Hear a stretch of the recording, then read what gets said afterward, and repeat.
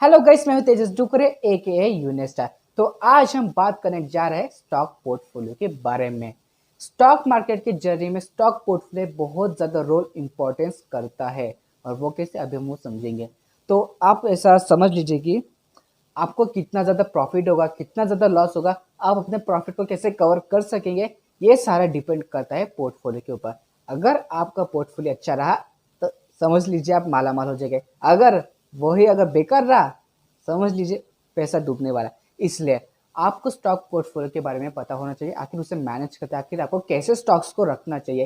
तो आज हम उसी के बारे में बात करने जा रहे हैं। तो चलिए फ्रेंड्स, वीडियो को स्टार्ट करते हैं, लेकिन उससे पहले लाइक, सब्सक्राइब और शेयर करना बिल्कुल भी ना भूलें।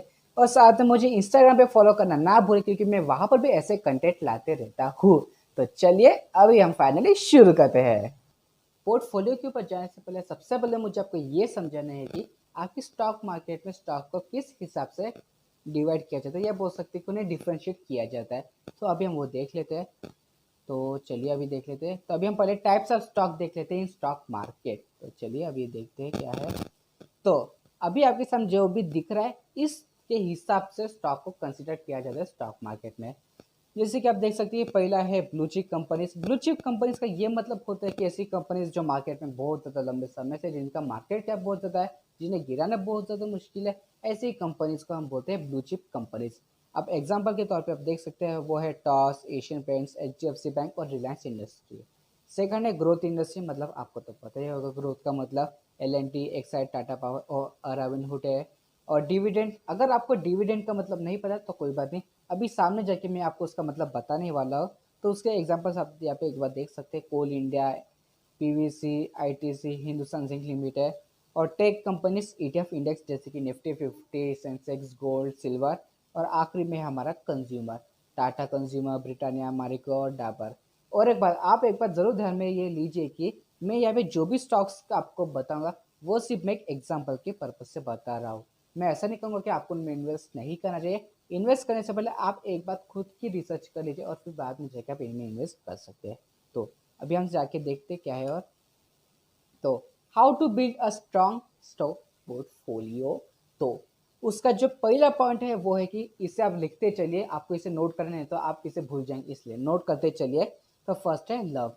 मतलब companies that you like, believe and consume daily. ऐसी कंपनीज का आपको चूज करना है जिन्हें आप डेली बेसिस पे कंज्यूम करते हैं। और अभी आपको वो सोचना क्या है। तो सोचिए, आखिर आप दिन भर क्या कंज्यूम करते होगे। जैसे कि अगर मैं पकड़ूँ तो हम रिलायंस का जियो करते हैं, ब्रिटानिया के बिस्किट, और साथ में आईटीसी की कई सारी चीज़ें आ जाती है, और हीरो की बाइक्स, स्कूटीज़, और भी कई सारी चीज़ें। तो इसके एग्जांपल्स हम देख लेते हैं। कंपनीज में अगर हम बात करें तो ये आ जाती है आईटीसी लिमिटेड, टाटा और आखिरी में रिलायंस इंडस्ट्री। और भी कई सारे एग्जांपल आते हैं इसमें, मैं सिर्फ एक एग्जाम्पल के तौर पर ऐसे ही बता रहा हूँ। इन्वेस्ट करने से पहले आप खुद ही एक बार रिसर्च करके देख लीजिए। ऐसे नहीं अगर मैं कह रहा तो आप इनके इन्वेस्ट कर ही देना है। आपको एक बार खुद की रिसर्च करनी है और फिर बाद में जाकर आपको इसे करना है। तो सेकंड पॉइंट की तरफ हम चलते हैं। तो हमारा जो सेकंड पॉइंट है वो है वेल इस्टेब्लिश। अब ऐसी कंपनीज को आपको पकड़ है जो वेल ज़्यादा जो ज़्यादा तो अभी आपको ऐसी कंपनीज को पकड़ना है जो मार्केट में बहुत ज़्यादा टाइम से, जो बहुत ज़्यादा इस्टेब्लिश है, जिन्हें गिराना भी बहुत ज़्यादा मुश्किल है। Companies which has a huge market cap and potential. तो इसके जो एग्जांपल्स है वो हम देख लेते हैं। वो हिंदुस्तान यूनिलीवर, एशियन पेंट्स और इन्फोसिस। ये तीन ऐसी कंपनीज है जिनका जो पोटेंशियल है वो बहुत ज़्यादा अच्छा है, जिन्हें गिराना बहुत ही ज़्यादा मुश्किल है अभी। तो ये हो गया सेकंड। और थर्ड की तरफ हम चलते हैं। तो जो हमारा थर्ड है वो है growth companies. Companies which are profitable in next 5 years. ऐसी कंपनीज को आपको लेना है जिनका आगे जाके बहुत ज़्यादा अच्छा ग्रोथ दिखा रहा है। तो ऐसी कंपनीज को आपको लेना है। और अगर मैं ऐसी कंपनीज की बात करूँ तो इस वक्त आप ईवी के बारे में सोच सकते हैं, क्योंकि अभी आगे जाके इलेक्ट्रिक कार्स का ही कई बहुत ज़माना रहने वाला है। और इसकी वजह से जो उसके स्टॉक्स है वो भी ज़्यादा बढ़ने वाले गारंटी से। इसलिए आप ईवी पे लगा सकते हैं पैसा, वो अच्छा है। तो एग्जाम्पल की बात करते हैं वो कोलगेट और एक्साइड इंडस्ट्री। कोलगेट का तो आप सबको पता ही होगा।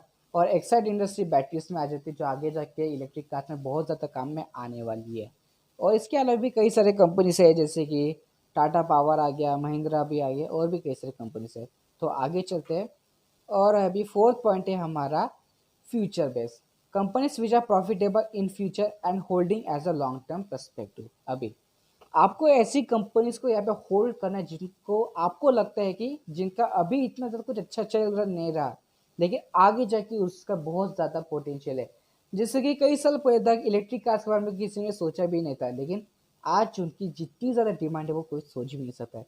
इसलिए आपको ऐसी कंपनीज को पकड़ना है जिनका अभी इतना ज़्यादा अच्छा कुछ भी हो नहीं रहा, लेकिन आगे जाके उनका बहुत ज़्यादा पोटेंशियल है। आपको ऐसी कंपनीज को चूज़ करना है और आपको इसे लॉन्ग टर्म के हिसाब से आपको इसे होल्ड करके रखना है। ऐसा नहीं अभी आपने खरीदा तो अगले 1 साल बाद 2 साल बाद बेच दोगे। आपको इसे मिनिमम लगभग 5 to 6 ईयर तक होल्ड करके रखना होगा ऐसी कंपनीज को।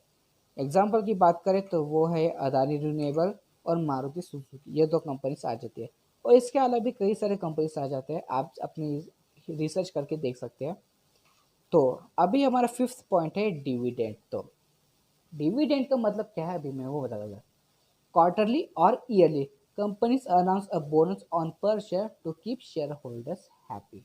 इसका मतलब ये होता है कि जैसे कि मैं आपको एग्जांपल के हिसाब से बता दूं, ऐसे कुछ ऐसी कंपनीज होती है जो क्या करते हैं, जिनका जब बहुत ज़्यादा अच्छा प्रॉफिट हो जाता है तो वो अपने प्रॉफिट का एक हिस्सा अपने शेयर होल्डर्स में बांट देती है। वो एक शेयर के ऊपर 1 रुपये का डिविडेंड, 2 रुपये का, 6 रुपये का, 9 रुपये, कितने का भी वो डिविडेंड देती है। तो इसका मतलब होता है डिविडेंड। डिविडेंड मतलब जब कंपनी बहुत ज़्यादा अच्छा परफॉर्म कर रही है और उसके पास बहुत ज़्यादा अच्छा प्रॉफिट आ गया तो वो अपने प्रॉफिट को शेयर होल्डर्स में डिवाइड कर देते हैं ताकि लोग उनके शेयर्स को खरीद कर रखें। और एग्जाम्पल की बात करें तो कोल इंडिया आ जाती है और बजाज फाइनेंस। तो अभी हम देखते हैं सामने। तो अब ये तो हो चुका है। अब जो हमारा लास्ट पॉइंट है वो है 50-50।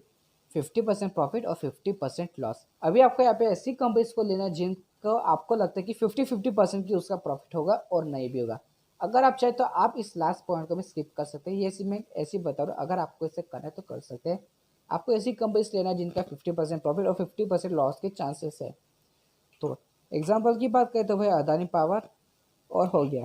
तो ये तो हो गया कि आपको कौन से स्टॉक्स अपने पोर्टफोलियो में रखने हैं। अभी हम बात करेंगे आखिर उन्हें कितनी क्वांटिटी में रखना है। तो अभी हम वो बात करते हैं और वो है, तो अभी जो हमारा फर्स्ट पॉइंट है वो लव कंपनीज, उससे आपको 20% रखना है। और जो सेकंड पॉइंट है वेल इस्टेब्लिश, उससे आपको लगभग 40% रखना है। वेल इस्टेब्लिश और ग्रोथ को आपको 40% अपने रखना है। तो और जो हमारा फोर्थ पॉइंट है और फ्यूचर बेस और जो डिविडेंट है उससे आपको 30% रखना है। और जो हमारा लास्ट पॉइंट है इससे आपको 10% ही रखना है। अगर आप चाहें तो आप इसे स्किप भी कर सकते हैं। तो दोस्तों ये हो गया।